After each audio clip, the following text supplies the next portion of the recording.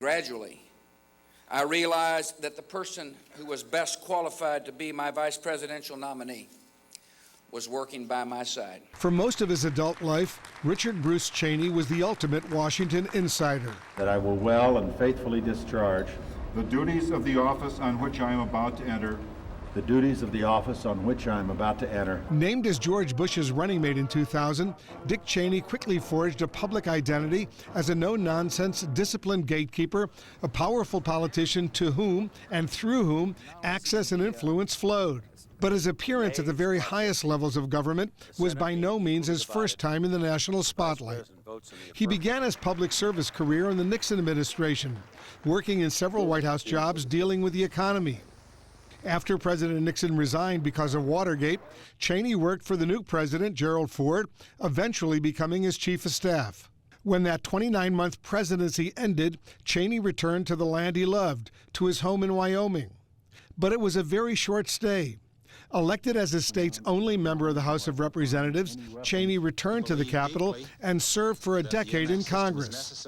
He was in the Republican leadership hierarchy when the first President Bush chose him to be his Secretary of Defense. Faithfully discharge the duties of the office. In charge of the Pentagon, Cheney was almost instantly engaged in two of the American military's largest and most complicated operations since the end of the Vietnam War. First, he led the removal of Panama's Manuel Noriega from power. And then, Operation Desert Storm, the American and Allied response after the invasion of Kuwait by Saddam Hussein. We have, in effect, destroyed most of the Iraqi army. We have taken out most of the infrastructure. The lights are out in Baghdad. His experience and steadfastness were of critical importance, and those traits were not unnoticed. Out of government for the first time in years during the Clinton administration, Cheney became head of the giant oil services company Halliburton. It was a job that kept him steeped in defense and foreign policy, and a role that later became a lightning rod for his critics.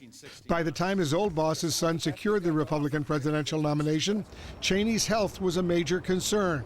3 mild heart attacks and a quadruple bypass before he was 50.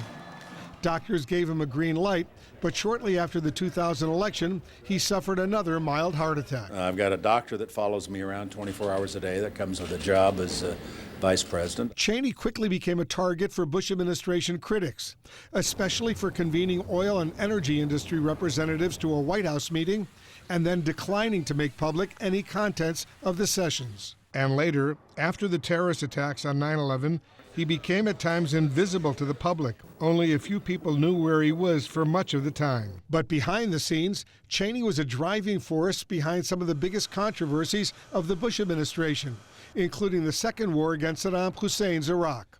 In 2007, I asked him about mistakes made and concerns among some Republicans that the war had damaged the Bush administration's credibility. Wolf, I simply don't accept the premise of your question.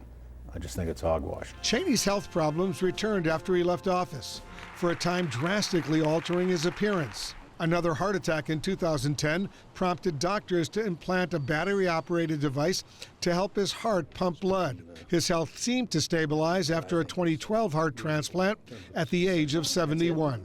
Cheney largely disappeared from public life until emerging at the site of the January 6th insurrection 1 year after it happened.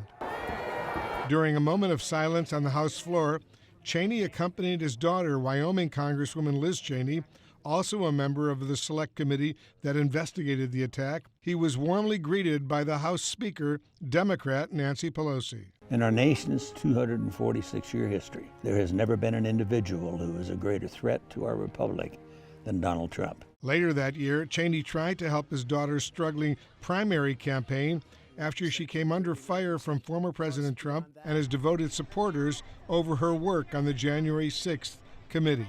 He is a coward. A real man wouldn't lie to his supporters. When Trump ran for president again in 2024 against Vice President Kamala Harris, Cheney joined his daughter in endorsing the Democratic nominee. Dick Cheney will be voting for Kamala Harris.